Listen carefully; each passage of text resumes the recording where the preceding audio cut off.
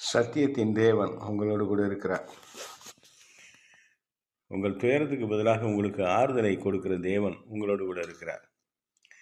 நெருக்கடிக்கு பதிலாக விசாலத்தை கொடுக்கிற தேவன் உங்களோடு இருக்கிறார். போராட்டங்கள் மத்தியிலே ஜெயத்தை தருகிற தேவன் உங்களோடு இருக்கிறார். உங்களை துன்பப்படுத்துகிற மத்தியில் உங்களை ஆசீர்வதிக்கிற தேவன் உங்களோடு இருக்கிறார். உங்களுக்கு பலவிதமான மன உளைச்சலை கொண்டாடுகிற மக்கள் மத்தியிலே உங்களுக்கு மன சமாதானத்தை கொடுக்கிற தேவன் உங்களோடு இருக்கிறார். நன்மைகளின் தேவன் உங்களோடு இருக்கிறார். ஆசீர்வாதத்தின் தேவன் உங்களோடு இருக்கிறார். கிருபையின் தேவன் உங்களோடு இருக்கிறார். தயவுள்ள தேவன் உங்களோடு இருக்கிறார். உங்களை ஆசீர்வதிப்பதே கர்த்தருக்கு பிரியம். தேவனுடைய ராஜ்யத்தை கட்டுவோம். கர்த்தர் மேல் விசுவாசத்தோடு நிலைநிற்போம்.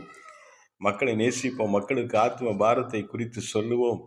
மக்களுடைய ஆத்மாக்களுக்காய் தேவ சமூகத்திலே போராடி செவிப்போம். தேவனுடைய ஆசீர்வாதத்தை ஜனங்களுக்கு பெற்றுக் கொடுப்போம்.